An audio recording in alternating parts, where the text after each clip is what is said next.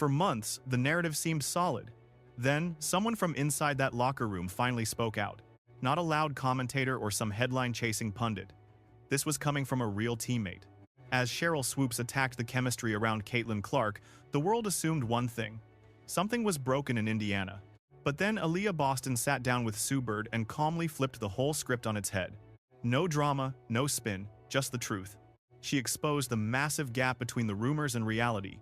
Now it feels like the whole team can finally take a breath and say they are back. The season is here and she is beyond excited about what is really happening behind closed doors. When someone from the locker room tells a totally different story, you have to wonder, who is actually in control here? That Clark-Boston chemistry. Long before they were teammates, Aliyah Boston and Caitlin Clark faced off in one of college basketball's most electric showdowns, the 2023 Final Four. South Carolina versus Iowa. 15,000 fans packed the arena in Dallas, with millions more glued to ESPN at home. It was the biggest TV audience for a women's college game in years. The stage simply does not get any bigger than that. Aliyah Boston was the reigning National Player of the Year, the absolute powerhouse anchoring a South Carolina program that had completely dominated under coach Dawn Staley. She was destined to own that stage. Then, Caitlin Clark went out and did what Caitlin Clark does. She went nuclear. 41 points against the nation's best defense. She was sinking deep threes from 5 feet behind the arc like it was absolutely nothing. She attacked the rim and finished through hard contact.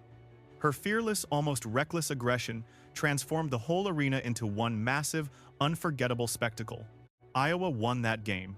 And even though South Carolina bounced back to win the title the following season, even with the 2024 trophy going to Dawn Staley and her Gamecocks, that specific night belonged to Caitlin Clark. That is not the kind of thing you ever forget. You can be the most professional athlete on earth, but if someone drops 41 on your team in front of the whole world, that memory sticks with you forever. It really stays in your chest. So, when they both ended up on the same Indiana Fever roster after the 2024 draft, Clark went first overall, joining a Fever squad that had been struggling. They selected Boston the year before. Now Indiana was officially picking Caitlin Clark from Iowa. A moment needed to happen. Aliyah, being exactly who she is, refused to let the situation fester or turn into something awkward. She just walked right up to Caitlin and said it, straight to her face. "Girl, I have to get this off my chest. You didn't have to do all that. You dropped 40 on us. We could have just had fun. Why did you have to go that hard?" The real beauty of the moment was that she was not actually mad. She was being real, funny, and human. She acknowledged the wound, laughed it off, and then moved on immediately. That is the kind of emotional intelligence many pro athletes, both men and women, never actually develop. Other players would have carried that memory like a chip on their shoulder, letting it poison the bond before it started. Boston did the opposite. She joked about it and closed that chapter. By doing that, she opened the door for genuine trust. They needed to build something together from scratch, and now they could. What makes this even more impressive is the context around it. Caitlin Clark did not show up in Indiana as just another rookie. She was the most hyped and scrutinized player in women's basketball history. She had already become a massive star across the country.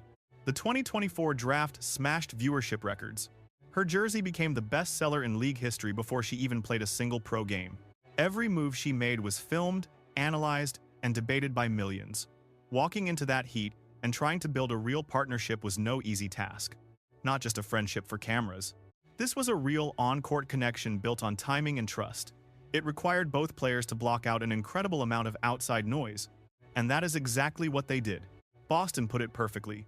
One joke, a shared laugh, and just like that the air cleared. They were teammates. Let us go out there and force everyone to deal with the both of us. That vibe fueled everything that followed. You have to realize how incredibly rare a transition like that is in pro sports. Back when Kobe Bryant and Shaq dominated together in Los Angeles, their internal rivalry and massive egos eventually fractured one of the most talented rosters the game has ever seen. Talent doesn't mean chemistry, and sharing a court isn't a partnership. You earn those things through real honesty and effort. Aliyah Boston and Caitlin Clark dodged that bullet, and it wasn't just luck. It happened because Boston addressed the elephant in the room immediately instead of pretending everything was just fine. She called out the awkwardness, killed the tension with a joke, and let them both move forward without any baggage dragging them down. Hearing Boston talk about playing with Clark today, you can tell that early honesty really paid off. There is no lingering tension or bitter competition. Just two superstars who trust each other and want to win it all. Pure basketball intelligence. You can't fake chemistry in a presser or a hype video. It is built during those long, boring hours behind the scenes. Countless practice reps, film sessions, and those intense late-game moments where you find out if your teammate will actually be where they promised. The most legendary duos in hoops history all share this one specific trait. Look at Stockton and Malone. Their link was so deep that Malone knew where the pass was going before it ever left Stockton's fingertips. That took years of grinding and thousands of tiny tweaks that the fans would never even see. When Aliyah Boston described what it is really like to share the floor with Caitlin Clark, she crosses half-court, you set a quick screen, and suddenly a deep three is flying. She probably makes it too. You could actually hear the beginnings of that legendary process taking shape. Two top-tier competitors speaking a secret language on the court that no media hype could ever fake. Boston explained their pick-and-roll chemistry in a way casual fans might miss, but true basketball junkies will find absolutely fascinating. She detailed setting screens for Caitlin while carefully watching the defense's every move. If a defender sags off, Boston knows the shot is coming and it is going in. So, she sets the hardest screen possible to create that essential space. And the statistics back that up. Clark hit over 40% of her threes during the 2024 season, punishing any team dumb enough to leave her open. But once the defense steps up to guard the arc, that is when the real show begins. Because Caitlin Clark's court vision, her timing, and those passing angles, they just are not normal. Boston says it is almost pure instinct. Clark sees the play before it even forms, zipping the ball exactly where it needs to be before the defense can even finish their rotation.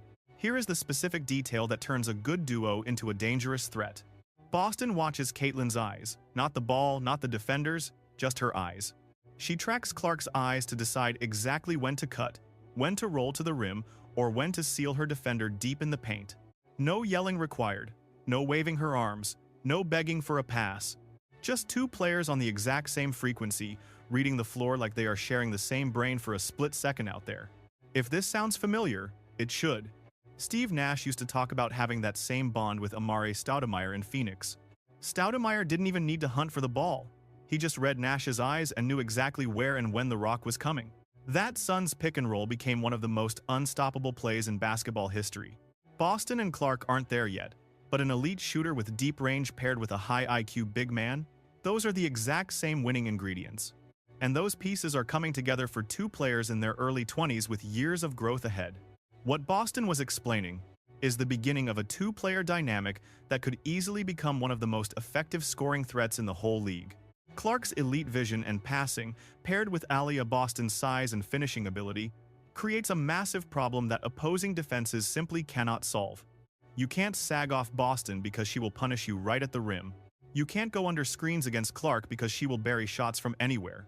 Switching is not an option because the mismatch is just too brutal. That is the math. And the more reps they get together, the worse that math looks for everyone else. Boston also highlighted how the Caitlin Clark effect reaches beyond their duo. Caitlin does special things on the floor, and Aliyah is clearly thrilled to be part of it. Everyone is hyped to see this, and she credits Clark for bringing massive new energy. She framed this unprecedented league attention in the most generous and positive terms possible. Fans show up for Caitlin, then stay once they realize the league is packed with world-class talent they never knew existed. And the hard numbers prove it. The WNBA saw record ratings in 2024, as Fever Road games packed out stadiums that had struggled to fill seats for over a decade. Clark's arrival shifted the economic landscape of the entire sport. Boston didn't speak with jealousy or that fake diplomacy you often hear from players who feel stuck in the shadows. She spoke like a leader who knows a rising tide lifts all boats and feels totally confident. She has the game to welcome the spotlight rather than resent the person holding it. That maturity and chemistry is exactly why this Indiana Fever partnership looks so incredibly promising. They aren't just learning to coexist, they actually love playing the game together. In a league where chemistry takes years, the fact that Boston and Clark are already on the same page should tell you everything about their future. Locker room myths. If you were on basketball social media during 2024, you saw one of the most aggressively stupid narratives to ever plague the world of professional sports.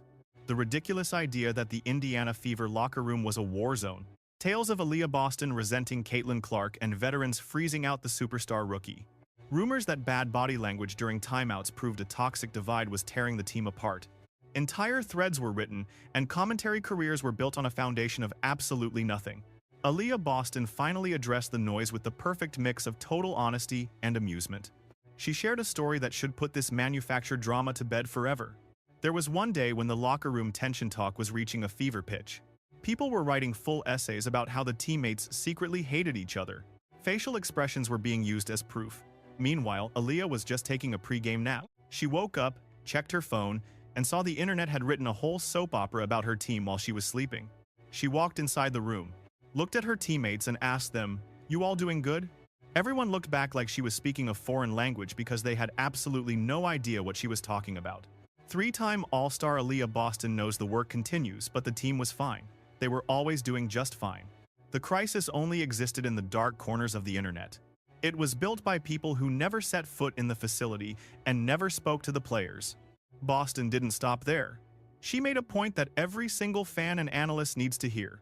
She said that when you have a bad game, it hurts. Your face and body language show it. That doesn't mean you hate your teammates or that the locker room is falling apart. It just means you're a competitor who is frustrated with your own play. If strangers are studying your face during a timeout to build conspiracy theories, that says way more about their obsession than it does about your team. She also made one thing clear. These women are pros. If there were a real issue, the public would never see it through body language. Not from facial expressions, and definitely not from a camera 50 feet away in the stands. The idea that random people online cracked a code the players didn't even know existed is laughable. Boston just laughed because that is exactly what it deserved. This matters because the locker room chatter was not just harmless noise. It fueled that anti-Caitlin Clark fire that pundits like Sheryl Swoopes have been stoking for months now. Every time someone claimed the Fever locker room was broken, it painted Clark as a toxic, divisive presence. Like her arrival somehow ruined the team. Like the veterans wanted nothing to do with her. Swoopes leaned hard into this, claiming her inside sources saw a team falling apart from the inside, saying players were miserable, that the chemistry was dead. Suddenly, the Caitlin Clark experiment was a disaster in the making, and as the internet echoed those claims, the narrative got louder, becoming a total fiction with zero basis in actual reality. But Aliyah Boston's interview completely shatters that fake story. The team was united early on. They were building something real. The only people who could not see the truth were those standing outside the locked door. What makes this sting for Swoopes is that Boston never even had to mention her name to prove her point or start a public fight. She just told the truth about what happened at practice. In doing that, she exposed Swoopes' story as pure fiction. The gap between Boston's actual lived experience and those secondhand rumors could not be any wider or more obvious. One was guessing, the other was actually there. Now, the audience gets to decide who they really trust. Surviving the storm, the 2024 season gave Indiana its first taste of playoff basketball. Even though Connecticut ended their run fast, Boston's reaction to that loss tells you exactly how much she wants this win. She did not treat it like a moral victory or a learning curve. She talked like a winner who knew her team was just one play away from flipping the script, and she is still clearly haunted by the fact they never got that Game 3 to show the world what they could do. She believed if the Fever had forced another game back home, they would have won. Not hoped, believed. That is not the talk of a player who is just happy to be invited. That is the mindset of someone ready to dominate and sick of waiting her turn. Interestingly, she pinpointed exactly why they lost. It was not about talent. She did not say Connecticut was more gifted. She said it came down to experience, the grit of seasoned veterans. Pros who knew when to strike, who understood the leverage points of a game, and did not panic under pressure the way a young roster usually does. That is the lesson. It is not that Indiana could not hang. Remember when Dallas beat the Fever 93-100? But competing and actually winning are miles apart. That gap is about mental toughness, not just raw basketball skill. That lesson became fuel for everything next. Then 2025 arrived with expectations that felt like they were from a different galaxy. New coach, Stephanie White. Huge roster moves. Caitlin Clark back as the main engine. Indiana was not the scrappy underdog trying to pull an upset anymore. They were the favorites. The target shifted from their backs to their chests, and every other team circled them on the calendar. Boston was honest about that change. Outside expectations were sky high. But inside their own circle, they already knew the mission. They were not just reacting to outside noise, they had a standard of their own that was far tougher than anything the media or fans demanded. Coach White reportedly called Boston the rock of the team. The player whose steady hand and mental grit set the pace for everyone. This interview proved it. Boston acts like she has fully embraced that weight without letting it break her down. Then the injuries came. Caitlin Clark went down.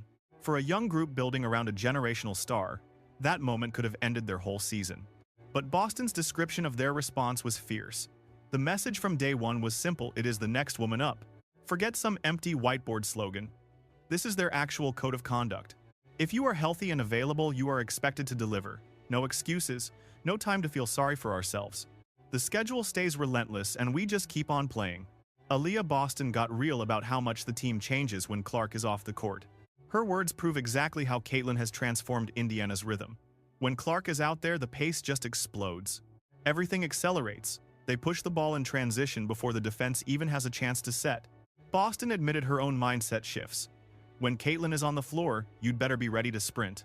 Be ready to fly. She is always scanning the floor, looking to push the tempo every single time. Without Clark, the offense gets methodical, grinding through half-court sets and leaning on multiple actions to find a shot. Boston did not say one style was actually better than the other.